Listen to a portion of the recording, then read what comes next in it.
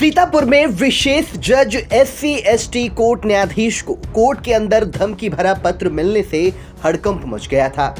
सरकारी कार्य निष्पादन करने के दौरान ही रजिस्ट्री डाक के जरिए जज और उनके परिवार को जान से मारने की धमकी भरा पत्र भेजा गया था।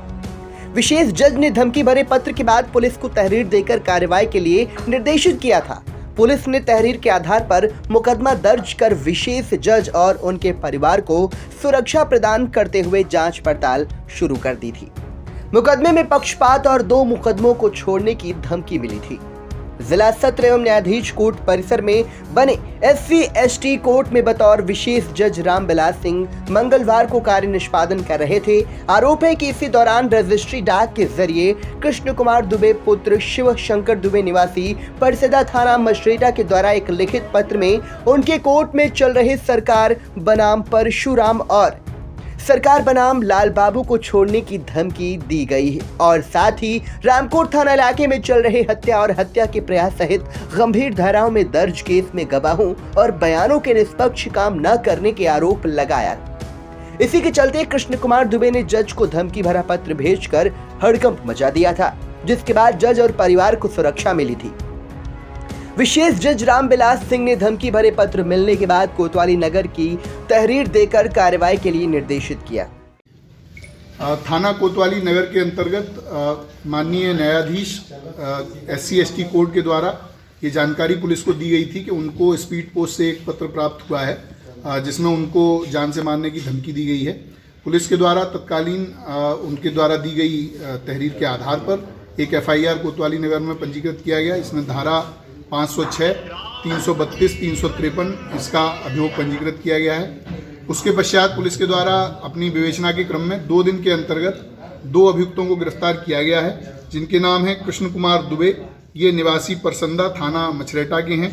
दूसरे राम कुमार शर्मा, ये निवासी बुद्धिपुर कला थाना बड्डूपुर जनपद बाराबंकी के हैं।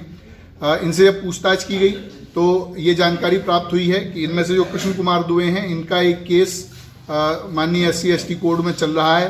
वहाँ पर जो प्रोसीडिंग हो रही हैं उससे ये लोग किसी कारण से इनको वो उचित नहीं लग रही थी, जिसके बाद इनके द्वारा माननीय जिला न्यायाधीश को एक पत्र दिया, एक एप्लीकेशन दिया गया जिसमें उन्होंने कोर्ट चेंज करने के लिए रिक्वेस्ट किया, जो खारिज हो गया।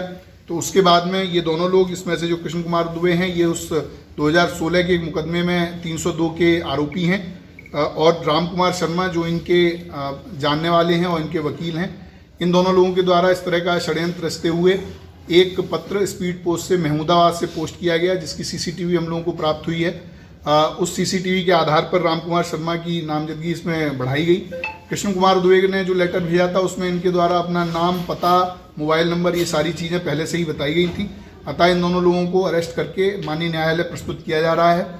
न्यायाधीश महोदय को एक सुरक्षाकर्मी प्रदान किया गया है, जिससे कि उनको आगे कोई इस तरह की परेशानी ना हो।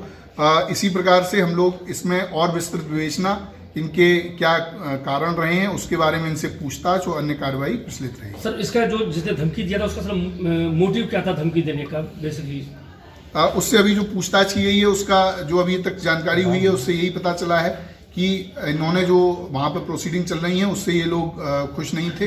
इनको लगता है कि उनके साथ न्याय नहीं हो रहा था, इस कारण से इन्होंने किया। ये आरोपी हैं 302 के अपराध में 2016 के एक मैटर में, उसी कारण से इन्होंने ये पत्र भेजा था। Thank you.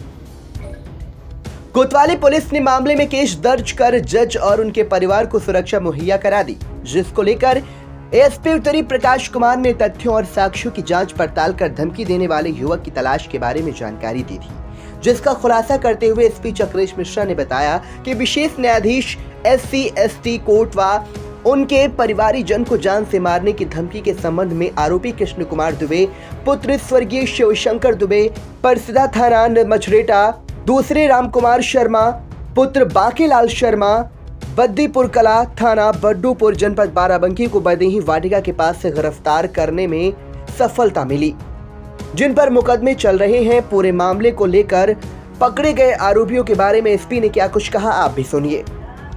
आरोपियों को पकड़ने वाली पुलिस टीम में निरीक्षक कृष्णबली सिंह, मुख्य आरक्षी राजेश, आरक्षी दीपक कुमार, आरक्षी दीपक सिंह, आरक्षी मोनू सिंह मौजूद रहे। Bureau report, VTV news.